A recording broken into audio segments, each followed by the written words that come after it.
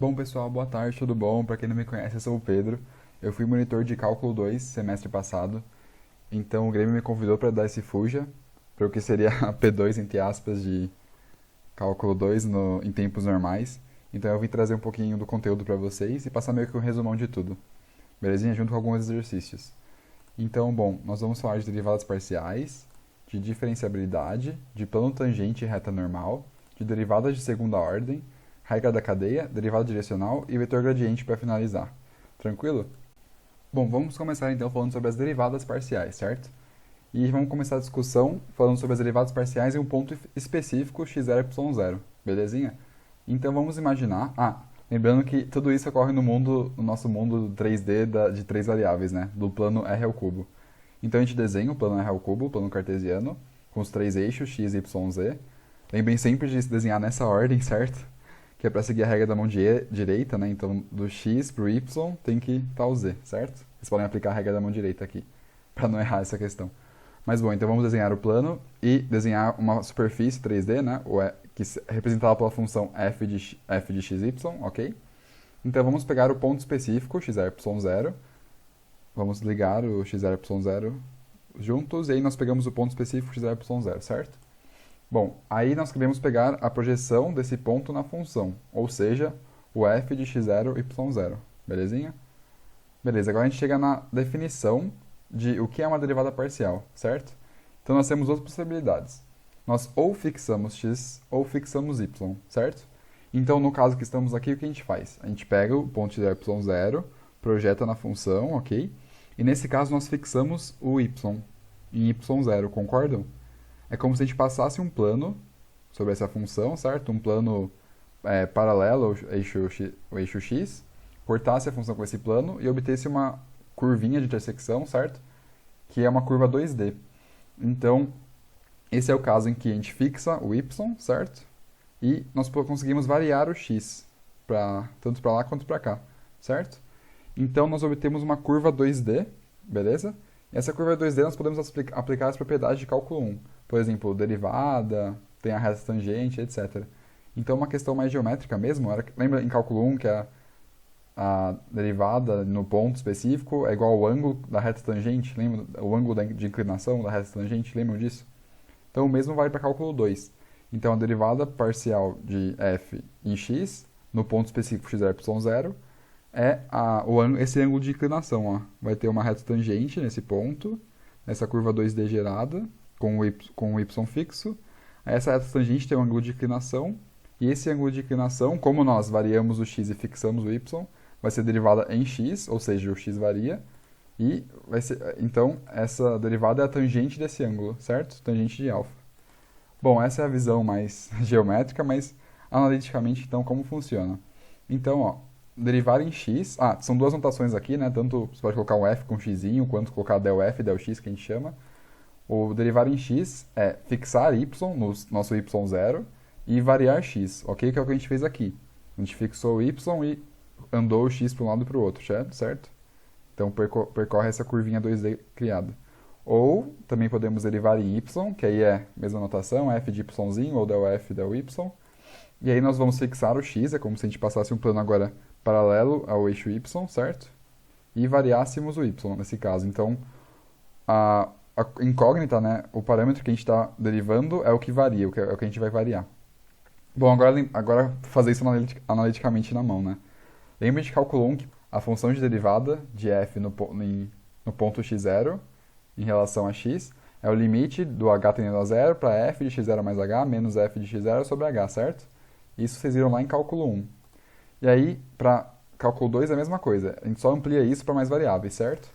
Então, como essa f agora depende de x0, de x e de y, certo? Aí a gente vai adicionar isso aqui nas funções.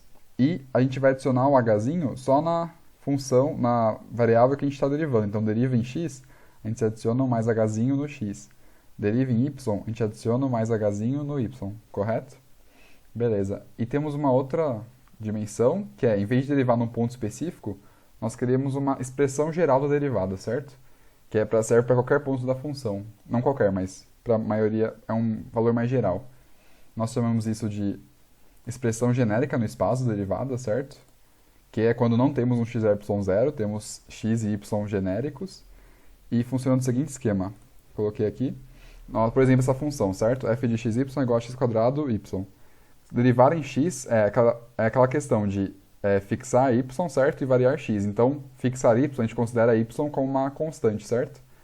Então, o y seria um czinho, né, uma constante, e a gente vai derivar o x. Então, regra do tombo, né, 2x, y. O y é como se fosse uma constante, um número real. E em y, derivar em y agora é aquela questão de fixar o x e variar o y, certo? Então, o x agora é uma constante. Então, a gente trata o x como uma constante e deriva em y. Então, regra do tombo também, né? Deriva em y elevado a 1, aí fica y elevado a 0, que é 1. E aí o x2 continua constante, certo? Porque a gente fixou ele. Bom, agora vamos fazer um exemplo, que é o exercício 1.6 da lista 2 de cálculo 2, certo? Então, primeiro nós temos a função g de xy, certo? Que é a raiz cúbica de 3x à quarta mais 2y à quarta. Nós podemos representar a raiz cúbica como expoente 1/3, certo? E percebam que isso é uma expressão genérica, certo? Temos x e y genéricos. Não é um ponto específico, que nem a gente viu anteriormente, não é um ponto, sei lá, 1, 2, x, y0, certo? A gente quer uma expressão genérica para derivada parcial. Então, vamos derivar derivada parcial em x, certo? Que é essa notação. Nós variamos x e consideramos y uma constante. Então, vamos fazer aqui a regra da cadeia, lembrem? Primeiro derivo de fora, então regra do tombo, e depois derivo de dentro. Então, vamos derivar essa parte de dentro. Lembre que como derivamos em x, derivada parcial em x, consideramos y uma constante. Então, a derivada desse termo aqui, 2y à quarta, é 0, porque é uma constante, e aplicamos a regra do tombo aqui. Então, fica 4 vezes 3x ao cubo. E aí chegamos nessa expressão. E a mesma coisa para o y, só que dessa vez, derivando em y, nós variamos y e consideramos x uma constante, certo? Então, regra do tombo novamente, e para derivar o de dentro, agora x é uma constante, esse termo vai para 0 então, e esse termo, regra do tombo, né? Então, 4 vezes 2y ao cubo. E aí chegamos nessa expressão. Mas notem que essas duas expressões não estão definidas, toda a fração, né, no caso, a expressão que é uma fração, não está definida quando o denominador, ou seja, a parte de baixo, é 0. Então, elas não são definidas no ponto 0, concordam? Porque isso aqui vai para o infinito e não faz sentido. Então, no ponto 0, 0, a expressão acima não está definida, e nós temos que usar o que a gente viu anteriormente, que é usar as definições de derivada parcial no ponto específico. Porque não é válido essa expressão genérica, então temos que usar o ponto específico, certo? E aí nós vamos aqui do lado, que é a aplicação do que eu expliquei agora há pouco, que é como fazer a derivada parcial e um ponto específico. Certinho? Então, vamos derivar em x inicialmente, né? Então, derivar em x, é aquela coisinha que a gente fixa o y e varia o x, vou repetir isso várias vezes, só para deixar claro. Então, nós adicionamos, a gente viu lá em cima, né? Adicionamos o mais hzinho no termo que envolve o x. Então, fica limite de h tendendo a 0 de g, de 0 mais hzinho, vírgula 0, menos g de 0, 0 sobre h, certo? Vamos fazer um limite agora. Eu só transformei esse limite de h tendendo a 0 em L, só para... É a mesma coisa, só questão de notação, para não ter que ficar repetindo sempre na hora de escrever. Mas se for colocar numa prova escrita, por exemplo, que não vai ocorrer durante a quarentena, mas lembre de escrever por completo. Então, nós substituímos o 0 mais h na expressão de g de x, e g de xy, né? Fica g de h, vírgula 0, então y é 0, o x é h, substitui aqui. Aí o g de 0, 0 é 0, né? Porque troca x e y por 0. E sobre h. Aí só fazer o limite, nós cortamos h, e esse limite dá 0, certo? Aí vocês podem conferir a mesma coisa para o g de y, certo? Vai adicionar o hzinho nesse termo aqui, no g, vai ficar limite de h tendendo a 0, de z de 0, g de 0, vírgula 0 mais h, aí é a mesma coisa, vai dar o mesmo resultado. Então, com isso, nós chegamos que a derivada... Vamos fazer só por causa da derivada parcial em x, né? Que é o que a gente calculou aqui. A derivada parcial em x, sempre para os pontos que não são o ponto 0, 0, vai ser essa expressão genérica que a gente obteve aqui, certo? Mas no ponto 0, 0 especificamente, a gente usou a definição da derivada parcial num ponto específico e chegamos que o valor é 0, certo? Então, nós chegamos ao que a gente chama de uma função-chave, que é quando a derivada parcial tem valores diferentes dependendo dos valores de x e y, né? É chave porque a gente usa essa chave aqui para expressar o valor dela. Então, quando não é 0, 0, vale a expressão genérica. Quando é 0, 0, vale 0, certo? Bom, agora vamos falar sobre a diferenciabilidade das funções de duas variáveis, certo? Eu trouxe aqui alguns conceitos importantes, beleza? Então, o primeiro deles é, se uma função é diferenciável em um ponto, então ela é contínua nesse ponto, certo? Que é aquela famosa teorema, né? F diferenciável, F dif, implica F contínua. Então, F diferenciável implica F contínua. Mas lembre que a recíproca não é verdadeira, né? Então, a função pode ser contínua e não diferenciável, certo? Mas se ela for diferenciável, então necessariamente ela é contínua, beleza? Então, então um outro lema é, se uma função é diferenciável em um ponto, então ela possui derivadas parciais, certo? Então, se f dif, né, f diferenciável, então del f, del x, del f, del y existem, beleza? E a última é, se del f, del x e del f, del y, ou seja, se as derivadas parciais existem e são contínuas em um ponto, então a função é diferenciável nesse ponto, certo? Então, alguns outros conceitos, né, outros teoremas sobre isso. Se f é diferenciável em x0, y0 no ponto específico, então existem as derivadas parciais, certo? F de x no x0, y0 e f de y no x0, y0. Notem que é um ponto específico, certo? Então, existem isso e esse limitão, né? O limite desse e de h de k sobre raiz de h quadrado mais k ao quadrado é igual a zero. E notem que a recíproca é verdadeira. Então, tipo, se as derivadas parciais existem no ponto, e essa condição, esse limitão, que o professor chamava de limitão, então eu adquiri essa nomenclatura, e esse limitão é igual a zero, então ela é diferenciável, certo? Belezinha? Então, esse é um dos teoremas que a gente pode usar para ver se uma função é diferenciável, porque a recíproca é verdadeira. Aí, nesse caso, também tem uma outra forma que é assim, se f de x e f de y existem e são contínuas em um certo conjunto de valores x e y, ou seja, o que quer dizer? Se derivadas parciais são contínuas, que é o que diz aqui, quer dizer que f é de classe C1, é só uma nomenclatura também. Então, isso implica que f é diferenciável nesse intervalo, nesse conjunto de valores x e y, certo? Que é mais ou menos esse tópico 3, só que um pouquinho mais detalhado, certinho? Aí, só pra deixar claro, tipo, isso, ser de classe C1 implica ser diferenciável, mas ser diferenciável não implica ser de classe C1. Vou tratar esse diagraminha aqui para ver se faz mais sentido. Mas, esses então são os conjuntos de funções diferenciáveis, f dif, e aqui são o conjunto de funções de classe C1. Então, se uma função é de classe C1, se ela está aqui dentro, necessariamente ela está dentro do conjunto de funções diferenciáveis. Então, ser de classe C1 quer dizer que é diferenciável, mas ser diferenciável não quer dizer que é de classe C1, certo? Que são as funções que estão aqui, belezinha? Então, esses são os conceitos. Agora passamos para alguns exemplos. Bom, então agora um exercício sobre diferenciabilidade, que é o da P2 de 2016, que é na P2 de cálculo 2.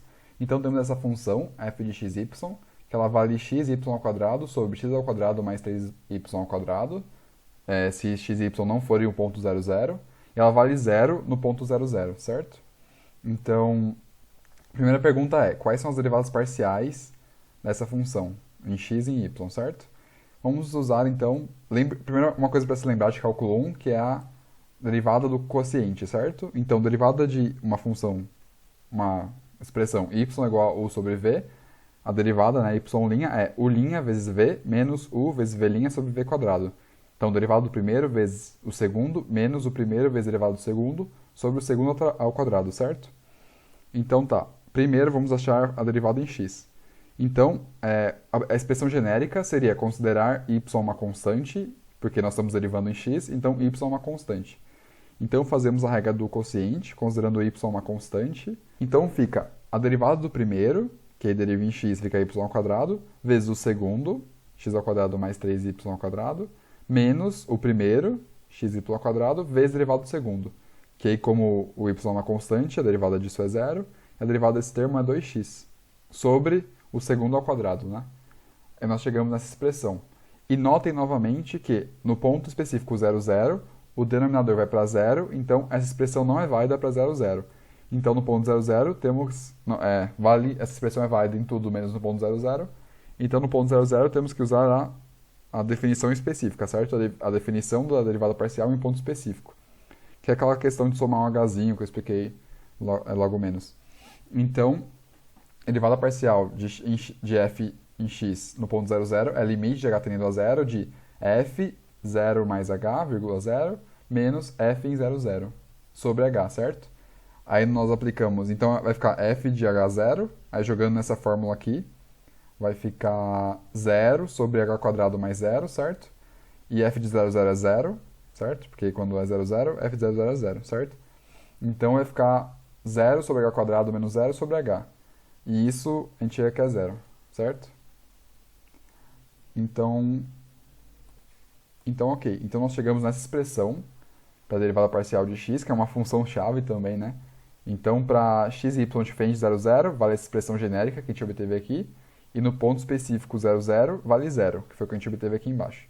E aí, se a gente fizer a mesma coisa para derivada parcial em y, vamos ter uma função bem semelhante, certo? Aí é só fazer as continhas, belezinha? Esse foi o item A. Agora, o item B pergunta se f de x é contínua em 0, 0.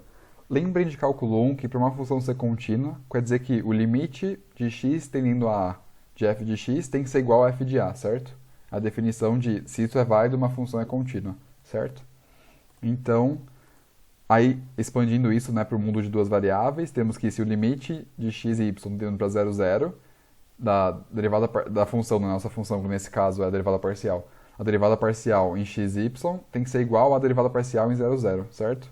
Para a derivada parcial ser contínua, certo? Para fx ser contínua, belezinha? Então, aí vamos calcular esses dois termos, né? Primeiro, esse termo, limite, e segundo, esse aqui, que foi o que a gente achou aqui, certo? Que o f de x no ponto 0, 0 é 0. Então, esse segundo termo a gente sabe que é 0, e esse primeiro termo vamos calcular agora. Bom, então para calcular o primeiro termo, que ainda não sabemos, que é o limite, vamos usar o que aprendemos para a matéria da P1, certo? Que é como calcular limite de funções de duas variáveis. Então, nesse caso, vamos tomar uma curva, e nesse caso, a gente quer uma curva que passe pelo ponto 0, 0, certo? Então, vamos chamar a curva TT, porque ela passa por 0, 0, e aí o nosso x em função de t vai ser o t, e o y em função de t também vai ser o t, certo? E para isso tender a 0, 0, que nem o que queremos aqui, então é só fazer que t é igual a t tende a 0, certo? Então, passamos daqui para cá. Então, o limite t tendendo a 0 da derivada parcial, aí nessa curva, certo? Então, aí vamos fazer as contas. Então, é só substituir o x por t, o y por t, certo? Aí fica 3t à quarta menos t à quarta sobre 4t quadrado ao quadrado. Aí nós chegamos nisso, cortamos t ao quadrado, então dá 1/8 o limite. Então, nós chegamos que esse primeiro termo, o limite, dá 1/8, só que f de x no ponto 0, 0, a gente chegou aqui, que é 0, certo? No item A. Então, essa igualdade não se satisfaz. Logo, a função não é contínua, certo? Bom, agora partimos para o item C, que é saber se a função é diferenciável no ponto 0, 0. Nós podemos fazer isso de duas maneiras, né? Dois métodos que eu citei anteriormente, que é pelo método de, se ela for de classe C1, então ela é diferenciável, ou podemos usar aquele método do limitão, que se aquele limitão que eu defini anteriormente for igual a 0, então, e as funções derivadas parciais existirem, não precisa ser contínua, é só elas existirem, então a f é diferenciável. Mas vamos ver, qual método vamos usar? Se a gente fosse usar o método de classe C1, o método de classe C1 diz o quê? Se as derivadas parciais no ponto 0, 0 forem contínuas, então ela é diferenciável. Só que no item anterior a gente descobriu que a derivada parcial em x não é contínua em 0, 0. Então nós não podemos usar o teorema de classe C1, certo? Porque a derivada parcial em 0, 0 não é contínua. E não se confundam, lembre que a função pode ser diferenciável e não ser de classe C1, certo? Beleza, lembrem disso, que a recíproca não é verdadeira, como eu discuti anteriormente. Então vamos fazer pelo método do limitão que eu disse anteriormente. Então vamos lá. No ponto específico, né, que é o que ele pede, 0, 0, que é o nosso x é y0, então vamos fazer o limitão, certo? Que a gente definiu anteriormente. Lembrando que a condição é a seguinte, a expressão que a gente tem aqui, que eu só coloquei um mais bonitinho, uma função digitalizada, mas aqui é basicamente o que eu escrevi aqui, é o limitão que a gente definiu anteriormente. Então, limite de h, k tendendo a 0, 0, de f de x0 mais h, y0 mais k, menos f de x0, y0, menos derivada parcial em x, fx, de x0, y0, vezes h, menos derivada parcial em y, fy, x0, y0, vezes k, sobre raiz de h quadrado mais k quadrado. Então, esse grande limite. Então nós vamos, aí no nosso caso, né, x0 é igual a zero, y0 é igual a zero. Então aqui vai ficar f de h e k, a gente substitui isso na expressão de f, né, que aí dá lá no início do enunciado, certo? Então nós só substituímos o h e o k na expressão, e aqui vai ficar 0, 0, aqui vai ficar fx 0, 0, e lembre que a função em 0, 0 é 0, então aqui vai ficar 0, aqui vai ficar 0, aqui vai ficar 0. Então chegamos nisso, e aí por fim chegamos nesse limite. Limite de h de k tendendo a 0, 0 de h vezes k quadrado sobre h ao quadrado mais 3k quadrado, raiz de h quadrado mais k quadrado, é igual tem que ser igual a 0, né? A gente tem que calcular isso, e aí se for igual a 0, quer dizer que ela é diferenciável, certo? Pelo teorema do limitão. Então, para calcular isso, novamente temos que usar o conceito de como calcular limite para funções de duas variáveis. Então, vamos pegar uma curva, vamos pegar a curva tt, certo? E aí esse t, nosso x em função de t vai ser t, e o nosso y em função de t é t, certo? Então, limite, então, nós queremos o ponto 0, 0, né? Então, essa curva, esse tt vai para 0 quando no limite que t é igual a 0, certo? Que t tende a 0. Então, vai ficar limite t tendendo a 0 de g para a curva, né? Então, nós substituímos h e k. Nesse caso, o nosso h é como se fosse o nosso x e o nosso k é como se fosse o nosso y, certo? Então, a gente troca aqui o h por t e o k por t. Então, vai ficar t ao cubo sobre 4t quadrado, raiz de 2 vezes módulo de t, certo? Que aqui ficaria 2t quadrado, aí passa a raiz, aí fica raiz de t quadrado, que é módulo, certo? Então, vai ficar esse limite. Mas lembre que sempre que a gente tem módulo no limite, aí é para lembrar de cálculo 1. Nós temos que fazer os limites laterais, lembram disso? Então vamos calcular os limites laterais. Certo? Só relembrando, quando temos módulo, temos que calcular os limites laterais, testar os limites laterais. Então, o limite para t tendendo a 0 pela esquerda, 0 menos, vai ser t, a gente troca o módulo por menos t, certo? Que é o que a gente viu em cálculo 1. Vai ficar t sobre 4, raiz de 2 menos t. Porque pensa, esse 0 está tendendo pela esquerda, certo? Então, é um número negativo. Então, dentro do módulo, o módulo de número negativo, por exemplo, menos 1, qual é o módulo de menos 1? É 1. Então, é o inverso do número que está dentro do módulo, certo? Então, o módulo de t, para o número sendo t negativo, é menos t, certo? Então, vai ficar t sobre 4 raiz de 2 menos t, que é menos 1, 4 raiz de 2, certo? A gente corta o t. Já para 0 tendendo pela esquerda, t tendendo a 0 pela esquerda, o módulo vai ser mais t, certo? Porque t é um número positivo. Vai ficar 1 sobre 4 raiz de 2. Então, lembrem de cálculo 1 agora, como os limites laterais são diferentes, o limite não existe, certo? E se o limite não existe, não tem como o limitão ser 0, porque não existe. Então, o limitão é diferente de 0 no ponto 0, 0. Então, é por aquele teorema, C e somente C, né? A recíproca é verdadeira. Então, f não é diferenciável em 0, 0, certo? Então, chegamos que f não é diferenciável no ponto 0, 0. Bom, agora a última questão é, f é diferenciável em x e y diferente de 0, 0? Lembrem que para x e y diferente de 0, 0, nós temos que as derivadas parciais, certo? X e y diferente de 0, 0, temos que as derivadas parciais são dadas por essas funções. Essa aqui e essa aqui. E elas são composições de funções contínuas, certo? Então, quer dizer que elas são contínuas, fora do 0, 0, certo? Então, a gente pode usar o teorema de classe C1. A gente usa aquele teorema de classe C1, quer dizer que se f de x e f de y, se a derivada parcial em x e a derivada parcial em y são ambas contínuas no nosso conjunto, né, no nosso intervalo estudado, que é fora do ponto 0, 0, então a f é diferenciável nesse conjunto de valores. Então, sim, a f é diferenciável em x, y diferente de 0, 0. Bom, pessoal, agora o próximo tópico que vamos discutir é em relação ao plano tangente, beleza? Lembrem de cálculo 1, que se temos uma função de uma variável, né, y igual a f de x, função de uma variável, se pegamos o ponto específico x0, o x0 é um escalar, né, um valor de x, pegamos o x0, projetamos na função, aí obtemos o f de x0, nós conseguimos obter a equação dessa reta tangente no ponto x0, se tivermos em mão o valor da derivada no ponto x0, ou seja, f' de x0.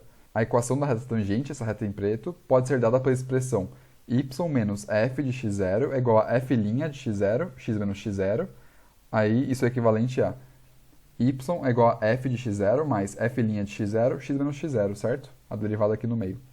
E lembrem que esse f de x0 é um escalar, né, um valor. A derivada também, num ponto específico, é um valor. E o x0 é um valor, que é esse escalar aqui, esse ponto aqui. Então, vamos ter uma função de y em função de x, certo? A expressão de y em função de x. E essa é a expressão da reta tangente, certo? De uma função de uma variável. Agora, podemos expandir isso para duas variáveis, funções de duas variáveis, pensando no plano 3D, certo? Então, pensando no plano 3D, temos ele aqui, x, y, z. Temos a função f de x, y. Então, as coordenadas z, né, que é a terceira dimensão, vão ser dadas por f de x, y, vão estar em função de x, y.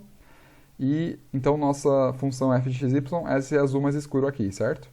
Então, vamos pegar o ponto específico, x0, y0, que é pegar o x0, fazer intersecção com o y0, e vamos projetar ele na função.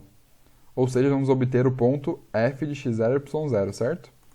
Então, assim como a gente conseguia obter a equação da reta tangente a partir tendo em mãos o valor da derivada no ponto x0, nós conseguimos obter o valor do plano, a expressão, né, desculpa, do plano tangente tendo em mãos o valor da derivada parcial em x no ponto x0, y0 e da derivada parcial em y nesse ponto, certo?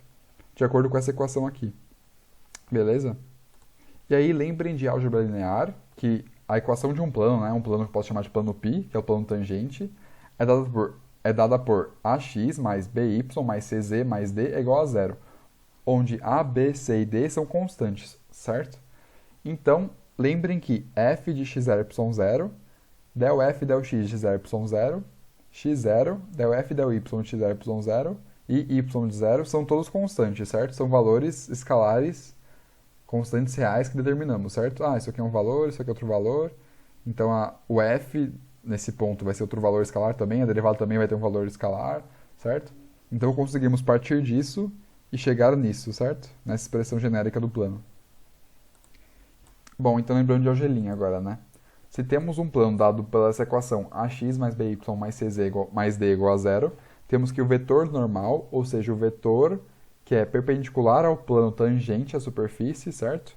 Esse vetorzinho aqui, perpendicular ao plano tangente, no ponto que a gente está estudando, vai ser dado por A, P e C, certo? São as três coordenadas do vetor. E aí, se a gente pegar essa equação, aí passar o z para cá, passar as constantes para lá, nós podemos chegar que o vetor normal vai ser dado por isso. Então, o vetor normal ao plano tangente no ponto x0, y0 é dado por isso, certo? Bom, vamos discutir agora o tópico que eu acho mais difícil em cálculo 2, que é a regra da cadeia, certo? Então, vamos primeiro pensar na regra da cadeia em cálculo 1. Então, função de uma variável, certo? Então, vamos pensar em y é igual a f de x, certo? Então, y é função de x, só que o x por si só é g de t, ou seja, y depende de x e x depende de t, certo? Então, temos que a função composta f de g de t vai ser calculado pela regra da cadeia, certo? Que é dada por isso. Então, f de g de t', a derivada, né? Vai ser f' de g de t vezes g' de t, certo? Então, lembrando que a gente deriva f em x e depois deriva g em t, certo? Aí só mudando a notação, né? Lembrando que a gente chamou y de f e x de g. Então, passando para cá, então, dy dt, derivar y em t, significa primeiro derivar y em x e multiplicar pela derivada de x em t, certo? Então, dy sobre dt é igual a dy sobre dx vezes dx sobre dt. Então, isso foi o que vimos em cálculo 1, beleza? Passando agora para o mundo de funções de duas variáveis. Então, temos que z é dado por f de xy, né? A função de duas variáveis aqui, e o x varia em t, x é igual a x de t, e o y também varia em t. O y, então, certo? Então, ao compormos a função, certo? Quando passamos esse x de t para cá e o y de t para cá, temos que z vira f de x de t, vírgula y de t, certo? Então, analogamente a cálculo 1, se a gente derivar z em t, certo? A derivada de z em t vai ser dado por, aí a gente faz a regra da cadeia, derivada de z em x vezes derivada de x em t, mais derivada de z em y, vezes derivada de y em t, certinho? E essa é a expressão da regra da cadeia. Bom, uma outra forma de pensar na regra da cadeia, que eu acho mais intuitiva, é a seguinte. Vamos pensar numa curva ômega-t, cujas coordenadas são x em função de t e y em função de t. E vamos pensar também na função de f igual a f em x e y, certo?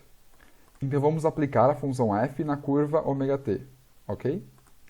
Então, se a curva for derivável em t0 e f for diferenciável em x0 e y0, nós temos que, se a gente derivar essa expressão no ponto t igual a t0, certo? Se a gente derivar isso aqui, pela regra da cadeia, essa derivada vai ser igual ao vetor gradiente, lembrem disso, o vetor gradiente no ponto x0 e y0, vezes produto escalar, ao vetor tangente da curva no ponto t0. Lembrando que a relação entre x0, y0 e t0 é essa, né? Ômega no ponto t0 é igual a x0 e y0. Então, o x no ponto t0 é igual ao x0 e o y no ponto t0, para t igual a t0, é igual a y0. E vamos lembrar que, por definição, o vetor gradiente tem como coordenada x a derivada parcial da função em x no ponto x0 e y0 e como coordenada y a derivada parcial da função em y no ponto x0 e y0, certo? Então, coordenada x tem a derivada parcial em x, coordenada y tem a derivada parcial em y. E o vetor tangente à curva no ponto t0 é igual à derivada de x no ponto t0 e a derivada de y no ponto t0. Lembrando que aqui é derivada em relação a t, certo? A gente pode, se a gente fizer produto escalar, né? Produto escalar quer dizer multiplicar essa coordenada por essa coordenada, mais multiplicar essa coordenada por essa coordenada. Então, derivada de f para ômega t0 é igual a del f del x no ponto x0 e y0 vezes derivada de x no ponto t0 mais del f del y no ponto x0 e y0 vezes derivada de y no ponto t0. E aí, ou seja, aqui nós derivamos f em x, depois aqui nós derivamos x em t, aí mais derivamos o f em x, e aqui derivamos o y em t, certo? Que é essa expressão que a gente tinha chegado antes. Só explicando ela de uma maneira mais clara. E agora voltando aqui ao vetor gradiente, né? Que eu falei para vocês que essa é a definição do vetor gradiente. Então, definindo o vetor gradiente dessa forma, nós temos que, geometricamente, ele pode ser enxergado como o vetor perpendicular à superfície de nível. Bom, agora passando para um exercício sobre a regra da cadeia, certo? É o exercício 3 da P2 de 2016. Então, vamos lá. Seja f uma função diferenciável e a curva ômega definida por ômega de t é igual a t ao cubo mais 1, vírgula menos t, vírgula t à sexta mais 2t ao cubo menos 2t quadrado mais 1. Suponha que a imagem de ômega está contida no gráfico de f e que o ponto 3, 0, 10 pertence ao plano tangente ao gráfico de f no ponto 2, menos 1, f de 2, menos 1. Determine uma equação desse plano. Bom, vamos lembrar que, se ele dá a curva desse formato, nós temos que essa primeira coordenada é o x em função de t, a segunda coordenada é o y em função de t, e a terceira é o z em função de t, certo? E o que ele pede é a equação, certo? Que é a equação do plano tangente no ponto 2 menos 1, certo? Então, a equação do plano tangente para x0 e y0 é igual a 2 menos 1, beleza? Então, como a gente viu anteriormente, a equação desse plano é dada por essa expressão, certo? Então, z é igual a f em 2 menos 1, mais derivada parcial de f em x, de 2 menos 1, x menos 2, mais derivada parcial em y, em 2 menos 1, no ponto 2 menos 1, vezes y mais 1, certo? Então, nós temos que o z, o x e o y são os termos independentes, né? Que vão aparecer na nossa equação do plano. E nós temos que f de 2 menos 1, fx de 2 menos 1 e fy de 2 menos 1 são as incógnitas. Nós precisamos saber o valor delas, certo? Então, nós temos 3 incógnitas que vamos descobrir nos próximos passos. Bom, e lembrando que se temos 3 incógnitas, precisamos de 3 equações para conseguir solucionar o sistema, certo? Lembrando de Algelin. Como a gente obtém a primeira equação, certo? Então, como eu disse no enunciado, o ponto 3, 0 e 10 pertence a esse plano, certo? Então, se trocarmos nessa equação o x por 3, o y por 0 e o z por 10, nós temos que essas incógnitas têm que satisfazer, certo? Então, vamos fazer isso. Nós simplesmente trocamos o que eu falei, z por 10, certo? Então, aqui fica 10, Aí o x vira 3, certo? E o y vira 0, ok? Aí nós desenvolvemos esse sistema e vamos chegar nessa equação. Vamos chamar ela de equação 1. E agora a próxima equação nós obtemos pela informação do enunciado de que a curva ômega-t, que é dada por xt, y, t, zt, está contida no gráfico da função f de x. O que isso quer dizer? Isso quer dizer que z da curva é igual a f de x da curva, vírgula y da curva, certo? Então, como a curva está contida no gráfico da função, suas coordenadas satisfazem a relação da função, certo? Z é igual a f de x, y. E aí ele deu z e x e y em função de ter enunciado, certo? Então nós chegamos nessa igualdade. E como ele pede, nós queremos a função ômega-t, que é igual a x0, y0, no ponto 2,1, certo? 2,-1, perdão. Então queremos que o x0 seja 2 e o y0 seja menos 1. Então o x de t0, né, perdão, tem que ser igual a menos 2 e o y de t0 tem que ser igual a menos 1. t0 ao cubo mais 1 é igual a mais 2, ignorem esse menos, era para ser um mais aqui. E menos t0 é igual a menos 1, certo? Então, essas equações chegam a t0 igual a 1. Então, sem substituir 1 aqui, vai ficar f de 2 menos 1 é igual a gente troca isso aqui por 1, 1 à sexta mais 2 vezes 1 ao cubo menos 2 vezes 1 ao quadrado mais 1. Então, vai ficar 1 mais 2 menos 2 mais 1.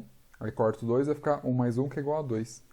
Então, f em 2 menos 1 é igual a 2. Então, nós chegamos que o z de 1 é igual a 2. Lembrando que esse 1 se refere ao t0. t0 é igual a 1. Belezinha? A gente substituiu esse t aqui por 1. Então, nós obtemos uma das nossas incógnitas, que era o f em 2 e menos 1. A gente sabe que vale 2 isso aqui. Então, agora falta só a gente arranjar mais uma equação para conseguir resolver o sistema. Pois essa aqui é a nossa primeira equação, a equação 1. Essa aqui é a nossa equação 2. E para chegar na próxima equação, nós vamos ter que usar a regra da cadeia, certo? Aqui, como eu falei, temos 3 incógnitas e 2 equações por enquanto, então nós temos que... Falta uma equação. Precisamos achar mais uma equação. E como fazemos isso? Bom, para chegar nessa terceira equação que está faltando, nós vamos então derivar essa equação 2 aqui obtida, que seria a equação z de t é igual a f de x de t e y de t, que é essa relação aqui. Nós vamos derivá-la em função de t. Ou seja, vamos usar a regra da cadeia. Então, aplicando a regra da cadeia, né? A gente vai fazer a regra do tombo, então vai ficar... Aqui é derivando em t, lembrem-se, vamos derivar em t. Então aqui, vamos fazer a regra do tombo, vai ficar 6t à quinta mais 6t quadrado menos 4t é igual a... Aí desse lado nós usamos a regra da cadeia. Então, essa função... Lembrando, f depende de x e de y, e x depende de t e y depende de t. Então, como a gente viu lá em cima anteriormente na teoria, temos que esse lado da expressão, se a gente derivar em t, vai ficar del f del x vezes del x del t, mais del f del y vezes del y del t. Certo? Essa é a regra da cadeia que a gente tinha estudado. Desenvolvendo isso, temos que 6t à quinta mais 6t quadrado menos 4t é igual a derivada parcial em x de xy vezes, aí derivando o x em t, é fácil, né? É só fazer a regra do tombo, então vai ficar 3t quadrado, então, vezes 3t quadrado, mais derivada parcial de f em y, em xy, vezes, aí derivando o y em t, vai ficar menos 1. Então, vezes menos 1. E aí, como vemos lá em cima, o t0 é igual a 1, certo? Calculamos aqui que para estarmos no ponto x0 e y0 é igual a 2 e menos 1, temos que o t0 tem que ser 1 para satisfazer essa relação.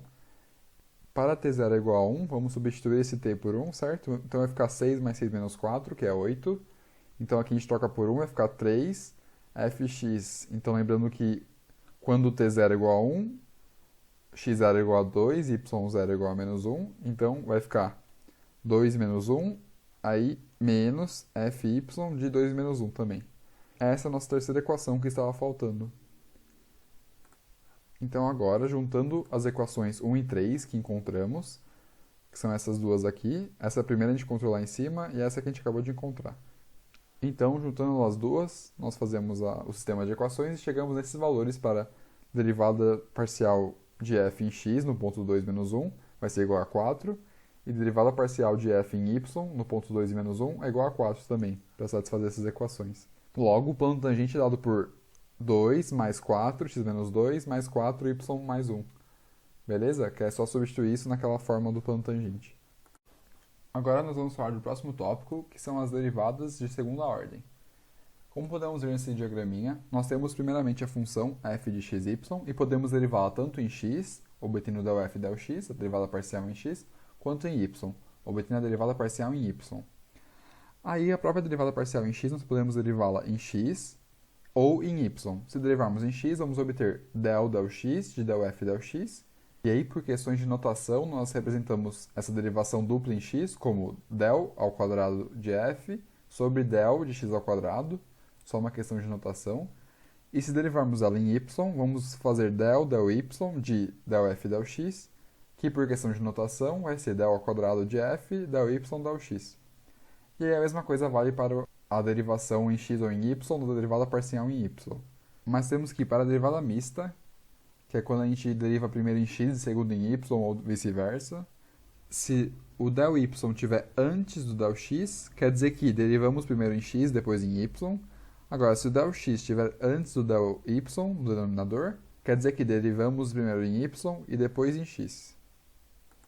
Aqui temos só mais uma questão de notação, que podemos representar isso aqui por fxx e a derivada dupla em y por fyy. E aqui é o que eu te falo para vocês, que se derivamos primeiro em x e depois em y, a ordem vai ser y e x, e se derivamos primeiro em y e depois em x, a ordem vai ser xy, ok? No denominador, só uma questão de notação mesmo. E agora uma questão de nomenclatura. Dizer que uma função é de classe C2 quer dizer que todas essas derivadas mostradas, derivadas de segunda ordem mista ou não mista, elas existem e são contínuas, certo? Isso é a definição de dizer que uma função de duas variáveis é de classe C2. E também, além disso, se for de classe C2, quer dizer que as derivadas mistas, independente da ordem de derivação, se é primeiro x ou primeiro y, elas vão ser iguais. Então, del ao quadrado de f de del x del y é igual a del ao quadrado de f de del y del x.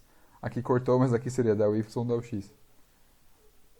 Nosso último tópico dessa aula de reforço será as derivadas direcionais. Vamos olhar então esse gráfico 3D no plano x, y, z e vamos pensar numa função z igual a f de xy, que é uma superfície 3D. E lembre que as derivadas parciais até então nós derivávamos ou fixando o x e variando o y, ou fixando o y e variando o x, que é a derivada parcial em x ou em y. Mas nós podemos querer derivar a curva em uma outra direção.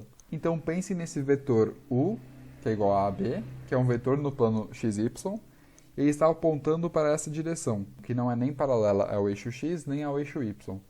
Então, novamente, se passarmos um plano cortando a superfície, um plano que passa por esse vetor, nós vamos obter uma curva 2D na intersecção desse plano, que passa pelo vetor, com a superfície em questão, com o f de xy. E essa curva 2D nós podemos novamente aplicar as propriedades de cálculo. Então, fazer essa derivada direcional seria fazer a derivada da função na direção desse vetor, ok? E não mais fixando o x e fixando o y, pois ambos variam.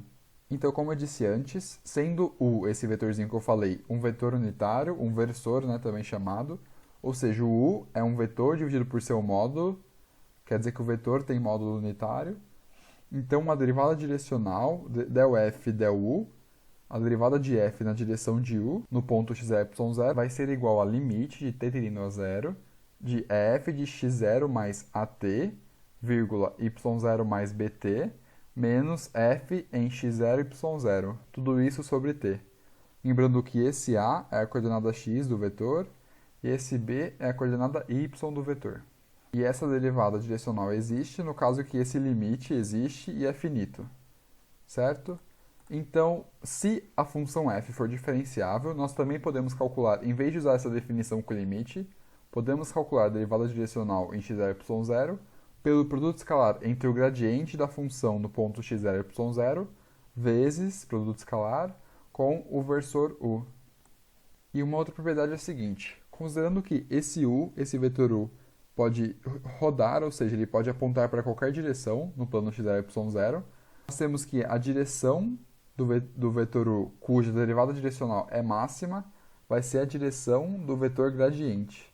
Ou seja, o u, cuja derivada é máxima, é o versor do vetor gradiente, ou seja, U é igual ao vetor gradiente dividido pelo módulo do vetor gradiente. Então, esse é o U, tal que a derivada direcional de f é a máxima. E lembrem que a definição de vetor gradiente é essa aqui. É o vetor cujas coordenadas x e y são as derivadas parciais, no ponto x0 e y0. Partindo para o último exercício. Ache a derivada direcional máxima de f no ponto dado e dê a direção em que ela ocorre. Nós vamos fazer o item A. f de xy é igual a x elevado a menos y mais 3y, e o ponto é o ponto 1, 0. Então, para calcularmos a derivada direcional máxima, nós temos que considerar, como eu falei anteriormente, temos que considerar o versor, né?